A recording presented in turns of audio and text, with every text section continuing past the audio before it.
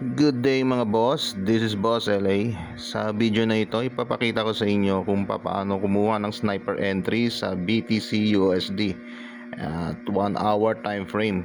So hindi hula-hula, hindi sugal, kundi high probability setup gamit ang smart money concept. Kung gusto mong ng entry na parang hinuhugot sa tuktok at sa ilalim ng market, this is the video for you. So watch out. So ayan guys, no, bago tayo papasok sa market, tayo ay mag coffee ritual muna, morning ritual muna tayo dahil coffee is life. At dahil sa kape, diyan tayo makakapag-isip ng maayos and makapag-relax ng konti. So stay tuned guys, at gagawa muna tayo ng ating gagawaing bahay at mamaya papasok tayo sa ating market sa BTC. So ayan guys, so kakatapos natin magpainit ng tubig, and yung tubig natin guys may halong red alingatong to guys, para medicinal din tong iinumin natin kape. At ayan guys, no, ibubuhos ko muna tong nabili nating kape at lalagyan na natin mainit na tubig para makahigop ng masarap na mainit na kape. And yan, no, bago tayo pumasok sa market, kailangan kondisyon tayo, kondisyon yung isip natin, kondisyon yung katawan natin. Siyempre, bago ka pumasok sa market, dapat malinaw yung pag-iisip mo, na dahil hindi basta-basta ang pagpasok sa crypto world, sa pagte-trade. Kailangan clear yung isip mo, wala kang ibang iniisip kundi yung paano ka umentry at umexit. Kailangan yung plano mo, yung pinagplanuhan mo, paano ka pumasok sa market, dapat i-execute mo ng maayos yun. So sundin mo talaga yung mga rules na kailangan mong sundin, yung sinet mong rules, strictly talagang susundin mo yun at gagawin mo yun, i-apply mo lahat ng plan mo doon para hindi masayang yung pagti-TA mo o pagti-technical analysis. So kung magaling ka mag smart money concept, mag ICT o candle range theory, kung magaling ka sa Elliott wave, i-apply mo yun. Lahat ng nalalaman mo sa trading o napag-aralan mo sa trading, kailangan i-apply mo yun, dahil pag hindi mo siya in-apply, wala, hindi trade ang tawag doon, kundi sugal, hula-hula lang yung ginagawa mo pag wala yung mga confluence na kailangan. So ako guys, meron akong 7 confluence na tinitingnan bago ako papasok sa entry ng aking mga trades. Ganon ginagawa ko kay gold, ganon din ang ginagawa ko kay BTC bago ako pumasok sa market. So sa ngayon, almusal muna tayo guys, kain muna tayo ng sandwich, at para magkalaman ng ating tiyan at makapag-isip tayo mamaya ng mas magandang setup. And pagkatapos nito, maglinis-linis muna tayo ng ating paligid. At yeah, later pupunta tayo sa church at para maghingi ng pasasalamat sa ating Diyos na nagbigay sa ating buhay, nagbigay sa atin ng magandang kinabukasan. Ang ating Diyos may kapal, ang nagbigay ng lahat ng knowledge, ng skills. Papasalamat muna tayo sa Kanya. Punta tayo mamaya sa Kanya, bisita tayo. And ayan guys, at maglilinis-linis muna tayo, at medyo madumi na yung harap namin, kaya nilinis ko muna yung area kung saan yung aming alaga na si Twinkle, para kahit pa paano komportable naman siya sa area niya, dahil medyo marami ng dumi. Kailangan ko munang banlawan at at walisan yung mga dumi-dumi na kalat niya para komportable siya.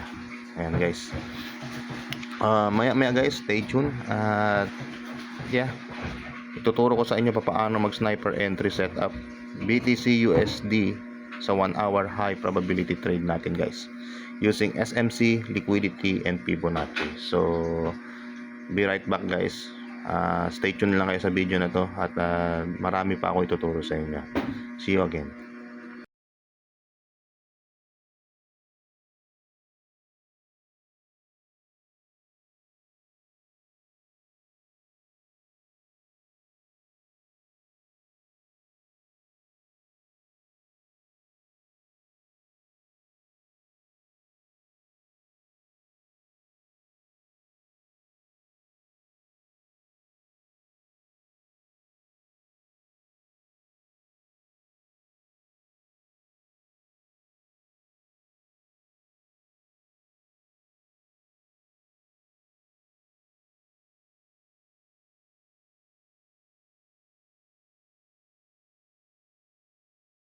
Higa-higa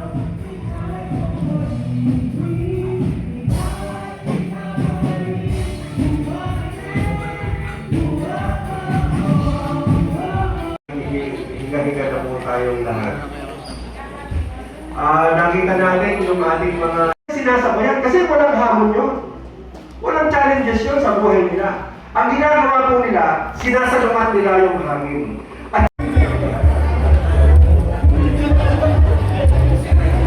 Nathan Sky and Villanueva. Levi Ashley and A. Villanueva. Levi Levi and Levi, sorry. Levi Ashley and A. Villanueva. Ako po si Sky. Po sa gitna para next naman po yung mga high school students natin. At kasama po sa picture atin patayawan. Skill stage po para po sa photo-ops. Ate Big Passes sa picture. Cielo M. Soriano. Wala sa iyo na.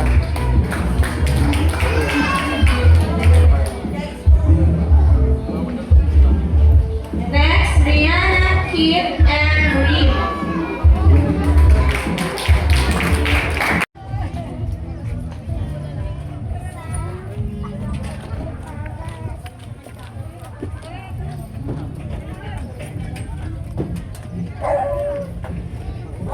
Hello guys, so kakatapos na natin magsimba at galing na yung simbahan kanina. So kakauwi lang natin ngayon guys. So mamaya ay papasok tayo sa market ng BTC o Bitcoin. So magpahinga lang muna ako saglit and mamaya papasok tayo sa Bitcoin.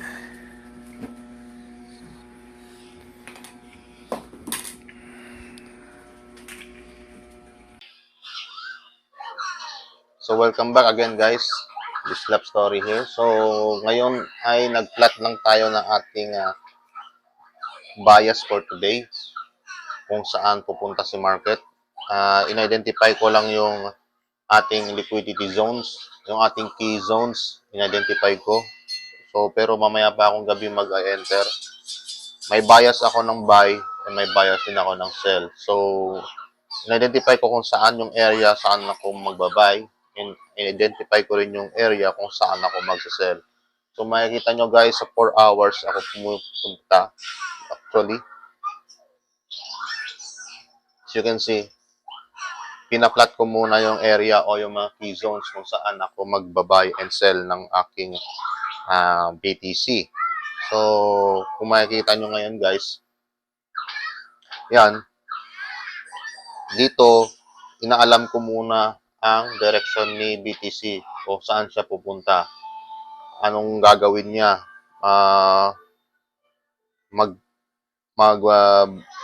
Bullish na ba talaga siya o magbe-bearish trend na ba siya? So, sa ngayon guys, kung makikita nyo guys, itong ginagawa ko is minamark ko lang talaga as in yung support and resistance niya, yung supply and demand or yung premium and discount zone bago ka pumasok. So, ganun lang ang ginagawa ko guys kay BTC tuwing Sunday. And baka mamayang gabi, doon tayo mag-enter ng ating pinaka-position natin sa araw na to. Sa ngayon guys, ina-observe ko muna kung anong gagawin yung market structure. Kasi kailangan ko ng market structure guys. Kailangan ko maka-identify ng liquidity sweep, break of structure, FTG, at order block. Kailangan may makita akong liquidity sweep kung saan may puwersa na talaga si BTC sa gusto niyang direksyon na tatahakin. Kailangan niya ng liquidity sweep dahil yan ang gasolina niya para sa direksyon na pupuntahan niya. So yan ang una-una kong hinahanap guys. And then, pagkatapos ng liquidity sweep, i-identify ko kung saan siya magbe-break of structure o yung i-break niyang resistance or support and resistance. Kailangan i-break niya yun. Yung all-time high niya or all-time low, saan siya magbe-break. Then, pag naka-create na siya ng break of structure, maghahanap na tayo ng ating order block. And kailangan yung order block samahan yun ng fair value gap. Kailangan ko makakita ng fair value gap with order block bago doon tayo mag-react ng ating buy and sell kay BTC. So mamaya, observe lang natin mamaya guys kung saan tayo papasok. Sa ngayon, tinitingnan ko muna yung market structure natin para clear ang ating direction kung saan tayo papasok sa market. Hindi kasi dapat agad-agad papasok guys. Hindi rin dapat tayo magpataka. Pasok lang ng pasok ng entry. Dahil dyan tayo possible masusunog. Dahil palagi ko nang nagagawa yan pag nakukomo ako.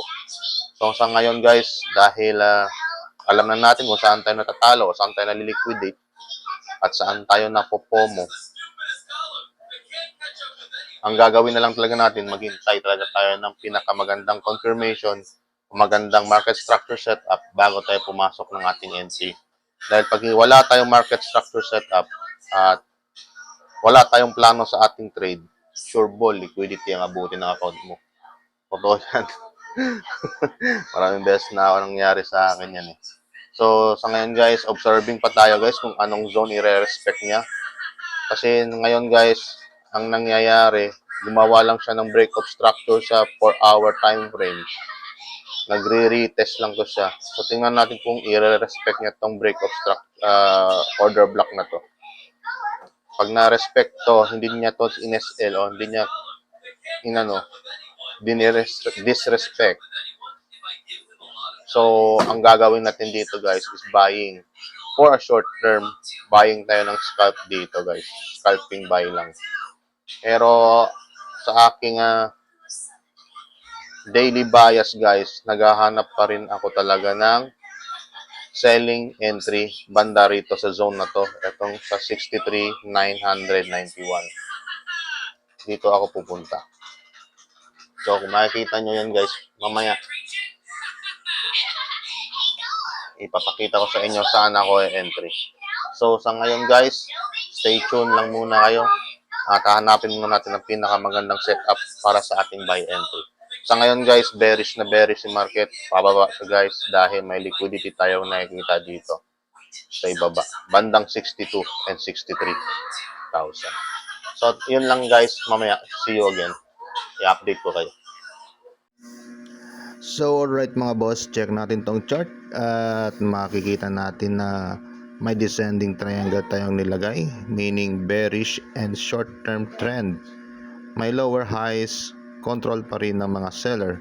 So, pero ang price ngayon ay papasok sa key zones. So, ang mindset natin, either continuation sell or reversal buy. Hindi tayo manghuhula, maghihintay tayo ng confirmation. So, setup number 1 natin, sniper sell. Zone 75,500 to 75,900. Diyan tayo magsasell dahil 50% to 61.8% ng Fibonacci at trend line resistance. Mga boss, dito pumapasok ang smart money. Ano ang hanapin natin? Step by step. Number 1, aakyat ang price papunta sa zone. Magkakaroon ng liquidity sweep. Magwi-wick above highs. Then, biglang magbe-bearish engulfing. Dito ka papasok. So, entry close ang bearish engulfing candle. Stop loss above the wick. Then, take profit papunta sa OB zone. Kung gusto mo ng mas sniper entry, drop ka sa 5 minutes time frame. Hintayin mo ang change of character o couch. Then, enter sa pullback. Yan ang tunay na sniper entry. Hindi late, hindi early. So, ito naman ang setup number 2. Sniper entry buy. Kung hindi nag-reject sa itaas at bumagsak ang price sa zone 74,000 to 73,900, order block plus 78.6 Fibonacci plus liquidity. Yan ang ating confirmation. Ito naman ang gagawin mo. Number 1, hintayin mo mag-sweep below lows, fake breakout, then biglang lalabas ang strong bullish candle. Dito ka papasok. Then entry, close ng bullish engulfing, stop loss below the sweep, TP back to resistance. Ano ang tinatawag na from weak hands to strong hands? Yan ang tinatawag na yan. Rules ng sniper entry, mga boss, tandaan nyo to lagi. Walang confirmation, so walang trade. Walang engulfing, skip. Kung walang liquidity grab, pass. Hindi lahat ng galaw ng market kailangan mong sakyan. Discipline, huwag mafo-FOMO, fear of missing out. So, ayan na mga boss. Dalawang high probability setup ang binigay ko sa inyo. Sell at buy, parehong may sniper confirmation. Kung gusto mo matutunan pa tong system na gamit tong SMC Liquidity Sniper Entry, comment ka lang sa sniper sa baba or join our community for free. Again, this is Boss LA. Trade smart, trade disciplined, and you'll see you on the next one. See you guys.